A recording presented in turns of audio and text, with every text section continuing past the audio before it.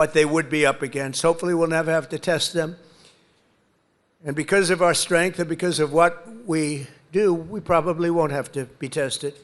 That's why this year we're investing also $1 trillion. We're going to be building a number of battleships. You ever hear of battleships? Those big ships, the Iowa, the Alabama, the Missouri, they're going there, sailing through that water like it's nothing. Those big waves are crashing into the front. The hulls are made of 7 inches of steel, not aluminum. Aluminum's fine, by the way. I don't want to hurt the industry. We're doing very well. But I'll take steel. And it's going through those waves like it's a hot knife through butter, right?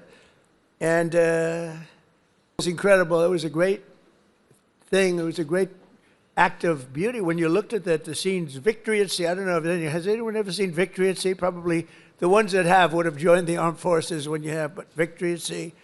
And you looked at those battleships. So now we're building 10 of them, initial order, 10.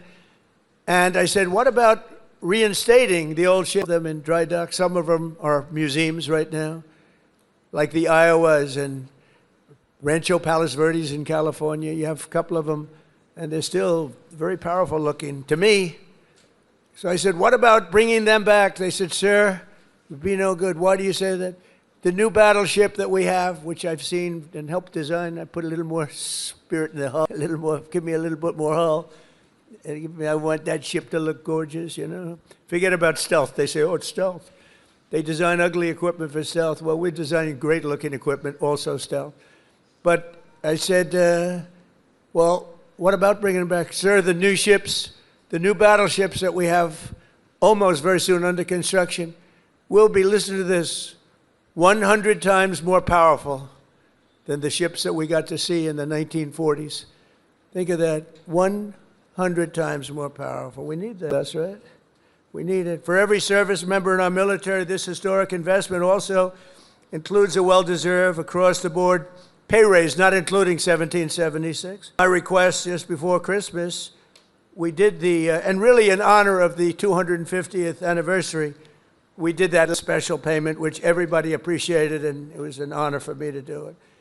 As part of the one big beautiful bill that we got approved, which was amazing because it really encompasses all 4 years of the term, we'll also be investing over $1 billion to improve on-base housing, and a lot more than that at Fort Bragg. We're going to be doing, if we get the congressman's wish, we're going to be doing a lot more than that. We're also going to spend billions of dollars on improving here and around the area. We're going to make it great because the people in this area have been so incredible. The spirit they had.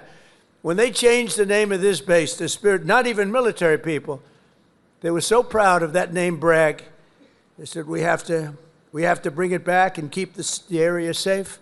It's a great area. In fact, I'm thinking about moving here someday. Maybe I'll move here with our great movie star. We'll move here with our First Lady. We'll move to Fort Bragg. Would you like that, darling? Very much. She loves you. It's a possibility. Actually, it's not a bad idea because we love it. But we want to keep this area safe, and we can't do that without the leaders, and your ex-governor is not one of them. It would be a disaster if he got in. And one of the things that I just mentioned and saw, you saw the monster that killed an innocent young Ukrainian girl a couple of months ago, slitting her throat from behind. And this was the man, the governor, that allowed this man to get out and to do that. We don't do that. We don't do that. Everybody knew he was trouble. Many, many crimes. One of the worst pasts I've ever seen. And she sat down. She had her throat slit.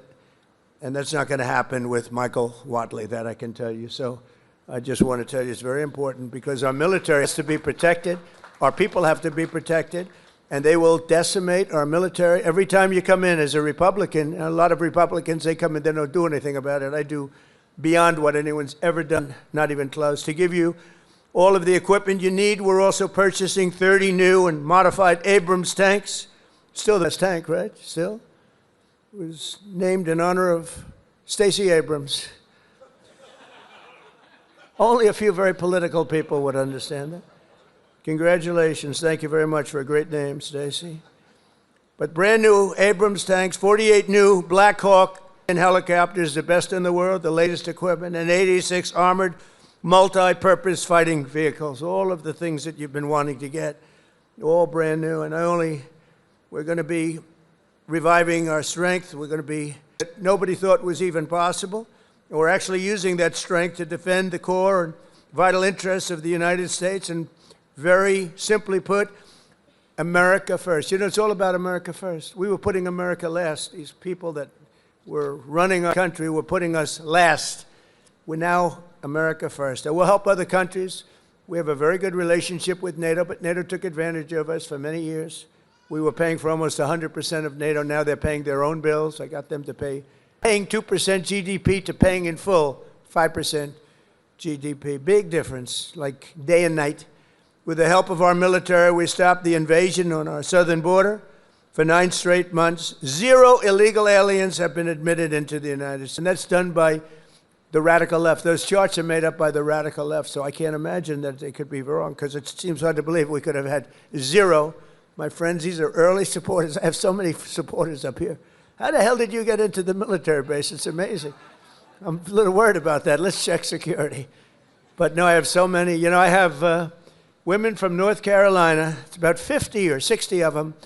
And they followed me all over the place. Where are they? Here, they got to be here. Oh, yeah, there they are. They're great. Oh, there they are. There are sometimes 50.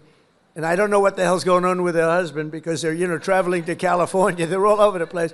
But they've gone to almost 200 rallies. And it's so great. We have Susie Wiles here also, who's the first female chief of staff. And she's done a fantastic job, and she's standing right next to those great patriots from North Carolina. No, they would go all no matter where I was. Sometimes I'd see them, like, I made a speech in London. They ended up being, they must be pretty wealthy, that's all I know, because they do a lot of traveling. But thank you very much for being here, and for years, because they were there right at the beginning, 2015, even 2015, before we started. Some of them were there before I even announced. They said, he'll be a good president. We need a good president. But they're amazing patriots. Thank you very much. Appreciate it.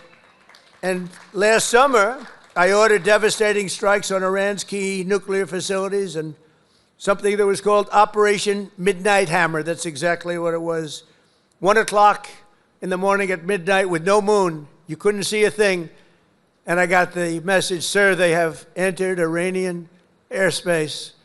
And I got to see it all take place. It was amazing. The flying wing, and I didn't understand the B-2s until then, but now I understand them very well. So does he. We just ordered a lot more, the super-duper new model, right? But they flew in. They were totally undetected.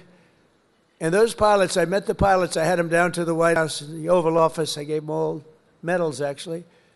And I said, did you really like doing this stuff? You know, they're flying into very hostile territory.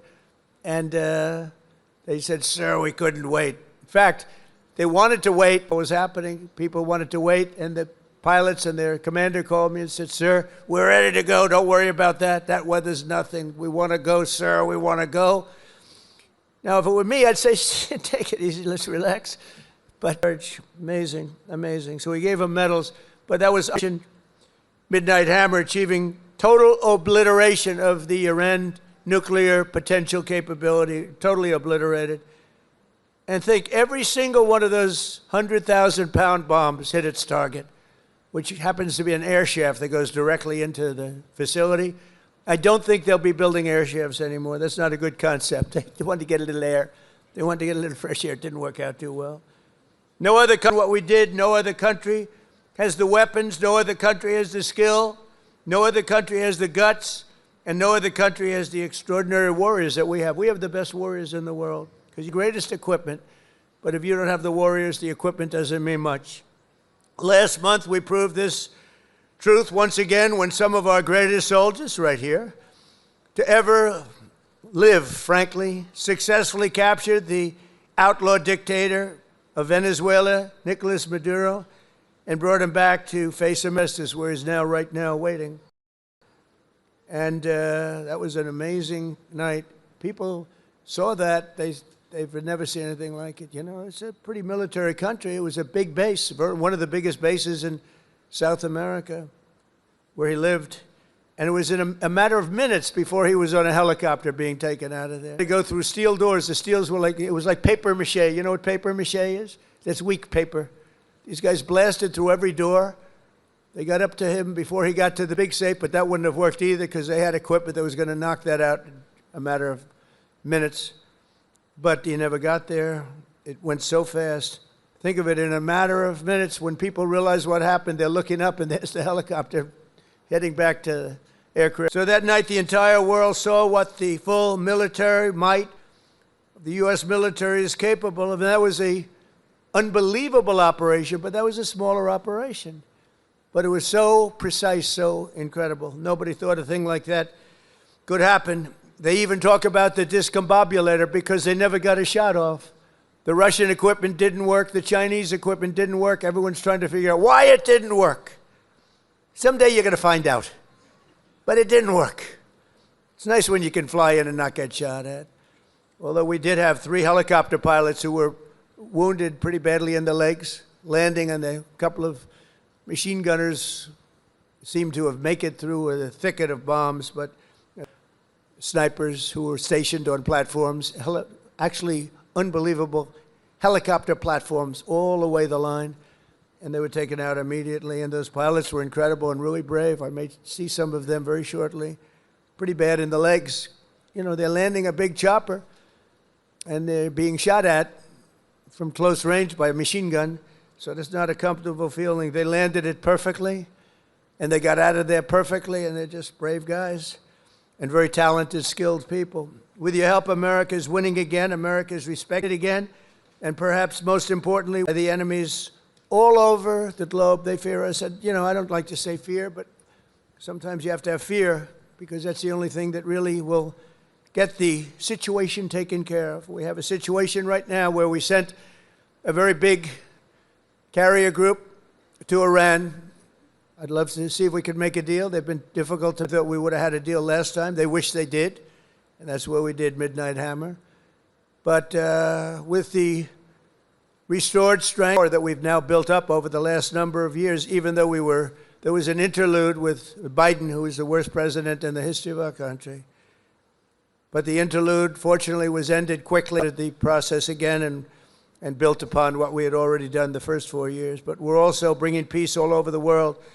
I ended 8 wars in just 10 months. 8 wars are ended, and we have a couple of more to go, but one in particular, Russia-Ukraine. It's a mess. It's a horrible thing, and I think we'll get there.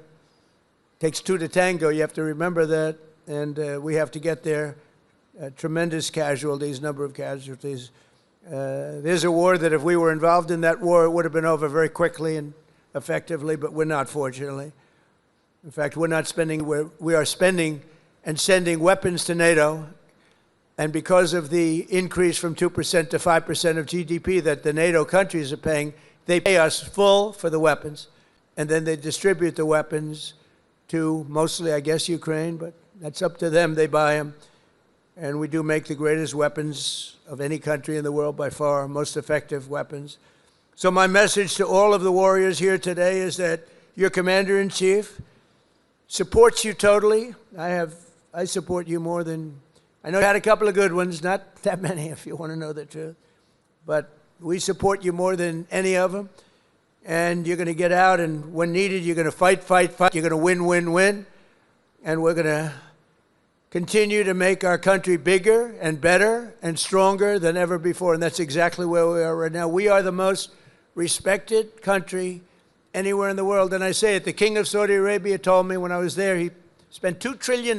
We have $18 trillion being invested right now in our country from other companies and countries all over the world. The most any country's ever had is $3 trillion. It starts with a C. Can you imagine what I'm talking about? China. But we have $18 trillion being invested. As an example, in the Biden 4 years, they had less than $1 trillion.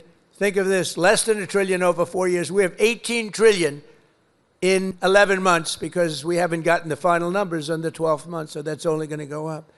There's never been anything like it. But the King of Saudi Arabia looked at me and says, you know, a year and a half ago, I thought the United States of America was finished. I thought it was dead. And now you have the hottest country anywhere in the world. We have the hottest country anywhere in the world, and you're a very, very big part of it. Thank you to the Army. Thank you to everybody here. Thank you also to our great politicians. They're great leaders, and they love you as much as I do. Thank you very much, everybody. Thank you.